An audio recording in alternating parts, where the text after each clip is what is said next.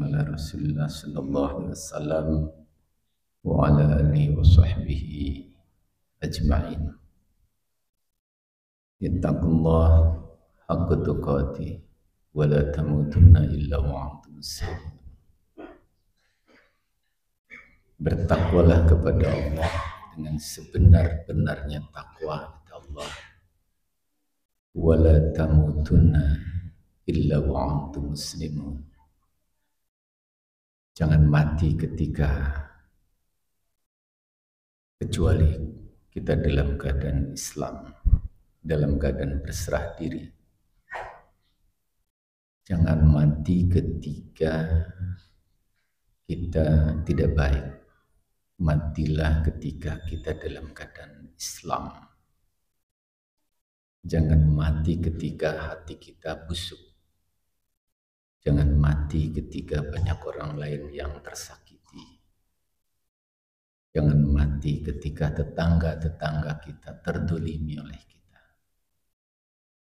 Jangan mati ketika di balik dinding ada uang yang haram. Kata Allah, matilah ketika dalam keadaan muslim.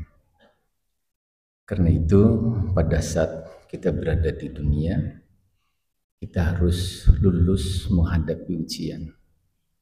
Karena di dunia ini kita bukan sedang bekerja, bukan sedang bertugas, bukan sedang menjabat, tapi sedang diuji dengan jabatan, sedang diuji dengan ilmu, sedang diuji dengan pekerjaan. Siapa yang lulus menghadapi ujian, Allah siapkan dua tempat di akhirat, yaitu surga dan neraka. Wala nablukum bisyarri wal khair, kata Allah. Kamu sekalian di dunia ini diuji dengan berbagai penderitaan, dengan berbagai kebaikan, kenikmatan. Tapi ada kalanya kita punya anggapan bahwa yang diuji itu orang yang sakit. Ada anggapan yang diuji itu orang yang jatuh dari jabatan. Yang diuji itu ada anggapan orang yang miskin. Tidak. Yang berat itu diuji dengan kenikmatan. Karena itu yang dikhawatirkan oleh Rasulullah SAW di akhir zaman. Ketika umatku katanya diuji dengan indahnya dunia dan kenikmatan harta benda itu. Rasul tidak khawatir ketika umatnya diuji dengan penderitaan. Nah, kita terbukti sekarang. Pada saat ada orang yang nengok seorang pimpinan kepada stafnya yang sakit, kemudian dibilang, kasihan ya, dia sudah lama diuji oleh Allah. Dia stroke. Kemudian kata yang lainnya sambil ngobrol, yang kasihan dia katanya, diuji dengan jabatan sudah lama, bisa nggak dia bertanggungjawabkan di hadapan Allah dari kiamat? Nah, si pimpinan tidak merasa dia sedang diuji oleh Allah dengan jabatan itu. Nah, kuncinya adalah sabar dan syukur. Disampaikan oleh Allah, apabila kita syukur, dijamin orang syukur itu ditambah berlimpah keberkahan dan kenikmatannya. Lain syakartum la azidannakum. Apabila kau bersyukur, Allah tambah kenikmatan itu, dijamin ditambah. Tapi tidak ada jaminan ketika kita pandai ditambah kenikmatan, ditambah harta dan sebagainya, ditambah kesuksesan. Tidak dijamin ketika kita kerja keras ditambah kenikmatan dan kesuksesan. Yang dijamin oleh Allah itu ketika bersyukur la azidannakum. Allah tambah kenikmatan yang berkah itu. Tapi jarang kita punya anggapan seperti itu, Kalau ingin sukses, biasanya segalanya dikorbankan, kerja keras dan sebagainya, padahal tidak ada jaminan. Paling jaminan kerja keras itu hanya mengubah kesulitan jadi kemudahan. Fa inna ma'al usri yusra. Allah ubah kenikmatan apa itu kesulitan jadi kemudahan. Bagi siapa? Fa idza faragta fansab. Orang yang sudah menyelesaikan satu pekerjaan, dia berbanting tulang untuk menyelesaikan pekerjaan lain. Nah, itulah yang akan diubah oleh Allah dari kesulitan menjadi kemudahan. Tapi tidak dijamin akan ditambah kenikmatan. Karena itu setelah kerja keras, langsung bersyukur kepada Allah Subhanahu wa taala. Bersyukur dengan sedekah, beramal baik, menolong orang dan sebagainya. Nah, karena itu sedekah, beramal baik atau menolong orang itu bukan pemborosan. Itu alat untuk sukses. Karena yang menjamin sukses itu bukan kepintaran kita, tapi ketentuan Allah Subhanahu wa taala. Ada satu cerita Rasulullah SAW menyampaikan bahwa zaman dulu itu ada 3 kelompok yang diuji oleh Allah. Ada orang yang kepalanya, kalau di kita istilahnya botak, kalau di Arab itu ya karena budayanya beda, itu menderita. Kemudian yang kedua orang yang koreng kulitnya, sakit itu. Yang ketiga orang yang matanya buta. Datanglah malaikat yang menyerupai manusia. Kemudian ditanya kepada orang yang kepalanya tidak berambut itu, apa yang kau inginkan? Saya ingin agar tumbuh rambut saya ini. Kemudian diusap oleh malaikat, didoakan, seketika tumbuh. Kemudian ditanya lagi, apa lagi yang kau inginkan? Saya ingin agar diberikan seekor unta. Ada yang menyebutkan apa itu unta yang sudah hamil. Kemudian didatangkanlah oleh malaikat itu unta. Kemudian diusap unta itu dan didoakan, pergilah malaikat itu datang ke yang koreng. Kemudian ditanya, apa yang kau inginkan? Saya ingin agar kulit saya sembuh, katanya. Kemudian diusap oleh malaikat, sembuh dia. Kemudian ditanya lagi, apa yang kau inginkan? Saya ingin agar diberikan seekor sapi. Maka didatangkanlah, kemudian didoakan, pergi. Dan yang ketiga, kepada orang yang matanya buta. Ditanya juga, apa yang kau inginkan? Saya ingin agar saya bisa melihat, katanya. Bisa melihat apa yang Allah berikan. Kenikmatan yang ada itu tidak bisa dilihat. Kemudian diusap matanya, otomatis langsung bisa melihat. Setelah itu, apa yang kau inginkan? Saya ingin agar diberi seekor kambing. Maka didatangkanlah kambing yang sedang hamil itu. Kemudian pergi. Bertahun-tahun, akhirnya 3 kelompok orang itu jadi orang yang paling kaya. Untanya makin banyak, sapinya makin banyak, kambingnya makin banyak. Sudah kaya semuanya, didatangi lagi oleh malaikat. Hamba Allah, katanya, saya dalam perjalanan. Saya tidak bisa melanjutkan perjalanan kecuali engkau memberikan seekor unta ke saya. Kemudian dibilang, oh enggak bisa, ini hasil kerja keras saya. Bukankah dulu engkau seorang miskin? Kemudian dia bilang, tidak, ini harta warisan saya. Saya sudah kaya. Kalau apa yang kau katakan dusta, bohong, semoga Allah mengembalikanmu ke dalam keadaan semula. Pergilah malaikat. Kemudian datang kepada yang kedua. Hamba Allah, saya dalam perjalanan, saya tidak bisa melanjutkan perjalanan kecuali Engkau memberikan seekor sapi. Kemudian dia bilang, nggak bisa, ini hasil kerja keras saya.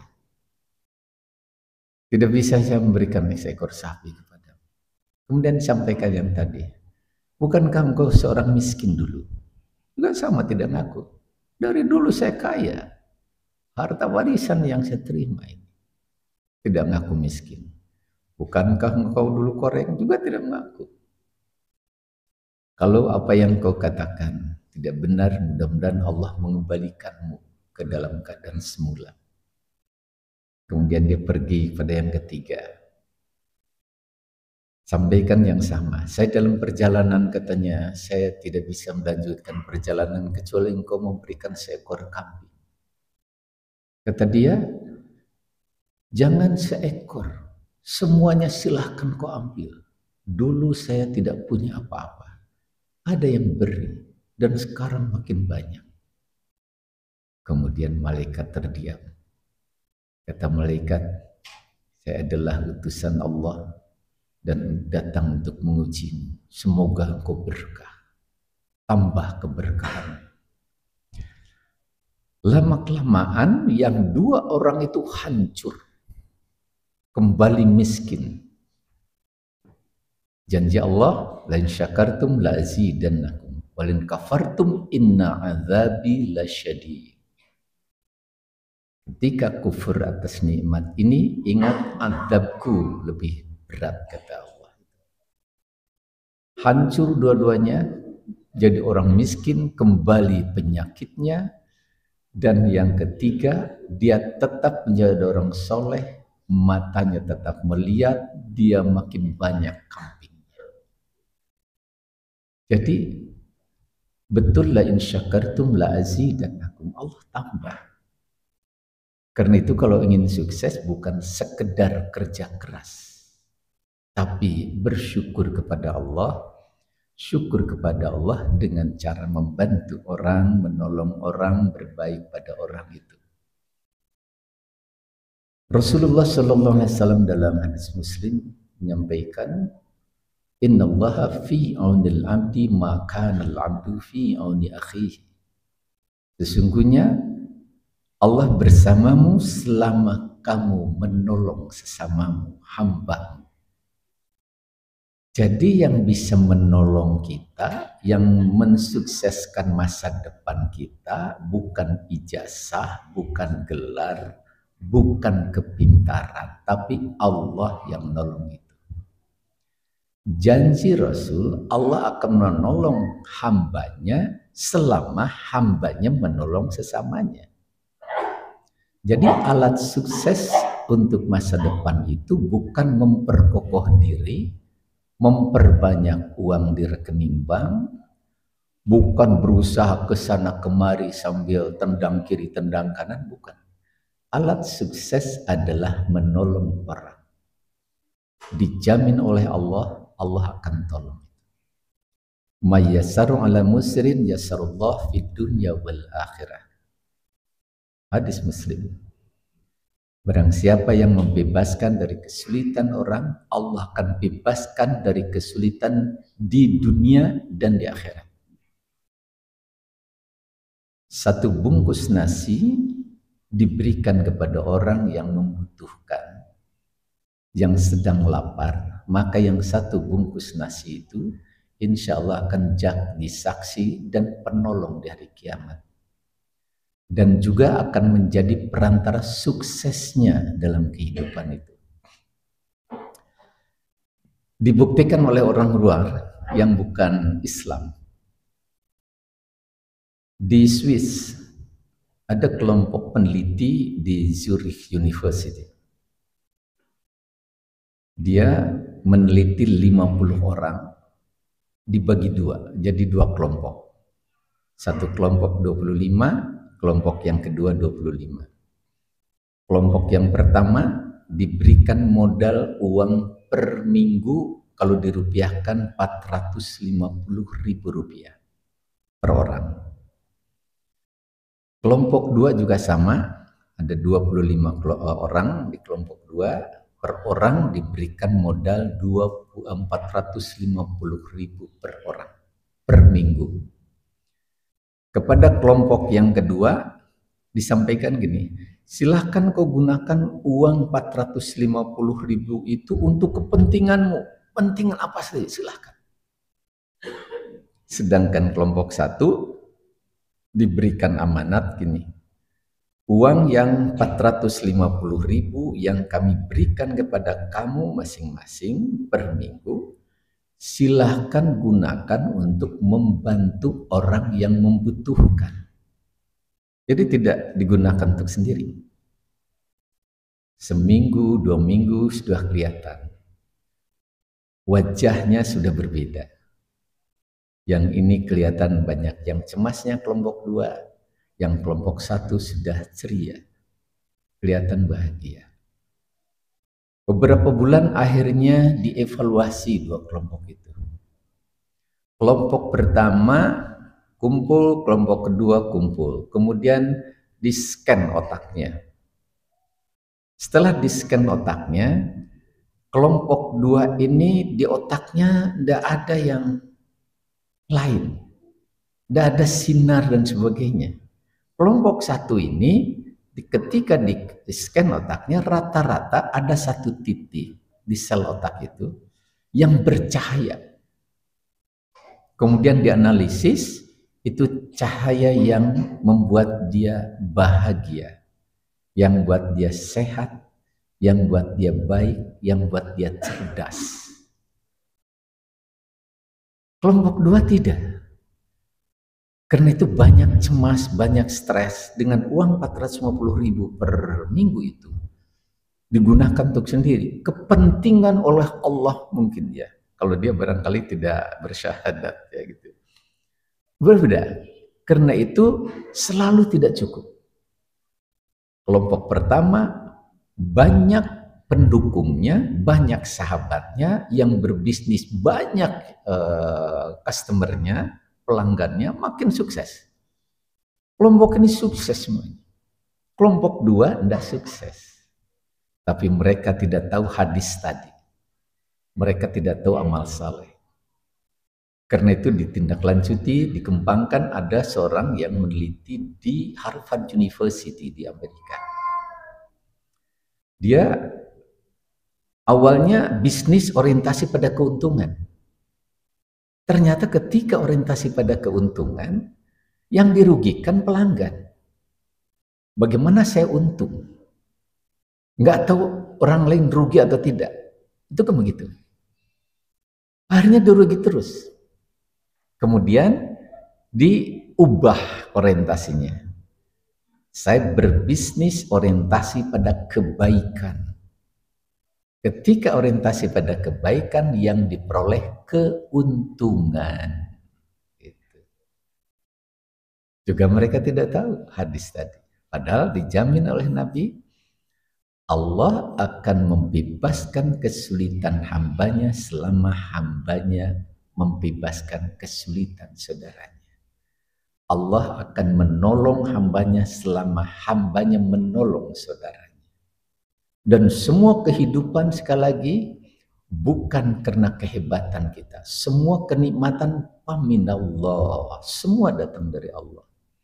Apakah itu kesehatan, apakah itu ilmu, jabatan, segala macam itu dari Allah. Dan sekali lagi Allah janjikan, Allah akan berikan semuanya apabila kita menolong sesama itu. Di bulan Ramadan, ketika kita berbuat baik, ditingkatkan pahalanya itu. Pahala sunnah memperoleh pahala fardu wajib, pahala wajib ditingkatkan 70 kali lipat. Dan semua amal, kata Nabi, dilipat gandakan 10 sampai 700 kali lipat illa saum, kecuali saum. Saum ini li, kata Allah, wa anna ajzi bihi. Saum itu untukku dan aku yang akan memberikan pahala untuknya. Jadi kata Nabi, seluruh amal diberikan pahala, tingkatkan pahalanya 10 sampai 700 kali lipat amal yang lain, kecuali saum. Saum itu untukku dan aku yang akan memberikan pahalanya. Ada pandangan dari ulama, kalau saum Syawal katanya diberikan pahala 1 tahun saum penuh, ya. Dihitungnya 1 bulan kali 10, jadi 300. 6 hari saum di Syawal kali 10, 60. Jadi saum Syawal ini disatukan dengan saum Bardu memperoleh pahala 306 kali, 360 kali lipat, jadi 1 tahun. Kata Allah aja, li wa ana azibihi. Tidak ada yang tahu. Jauh lebih besar dari 700 kali lipat. Dan juga tidak adil apabila pahala fardu dan pahala sunnah disamakan 10 kali 10, ya. Karena itu bahagia orang yang menindaklanjuti nanti setelah Ramadan saum Syawal sama dengan saum 1 tahun, ya, memperoleh ampunan, tapi syaratnya man shoma Ramadan imanan wahtisaban ghufira lahu ma taqaddama. Syaratnya beriman kepada Allah. Baru orang yang beriman dan saum ghufira lahu ma taqaddama. Allah akan ampuni segala dosa-dosanya. Saya sering katakan, rata-rata ketika disampaikan orang yang saum akan diampuni dosanya oleh Allah, biasa-biasa saja. Tidak ada kehebatan dalam diri. Dianggap biasa-biasa saja. Tanya kepada seorang yang diputus oleh pengadilan ketika dihukum seumur hidup, kemudian di pengadilan tinggi dibebaskan hukumannya itu diampuni, bahagianya dia. Boleh jadi silahkan semua harta saya ambil, daripada saya dihukum seumur hidup. Tapi ketika disebutkan barang siapa yang saum dalam keadaan iman dan wahtisaban, Allah ampuni dosa-dosanya. Insya Allah kita tidak biasa-biasa saja, karena ketika kita menghadap Allah akan terasa Allah bebaskan dari neraka itu. Orang-orang diampuni dosanya dan diselamatkan dari neraka, masuk dalam surga. Semoga kita menjadi orang-orang yang berhak mendapatkan perlindungan Allah di bulan Ramadan. Karena ini sudah lebih dari jam 6. Maaf lupa tadi sampai jam 6. Sampai di sini, terima kasih. Subhanallah bihamdika asyhadu an la ilaha illa anta astaghfiruka wa atubu ilaik. Assalamualaikum warahmatullahi wabarakatuh.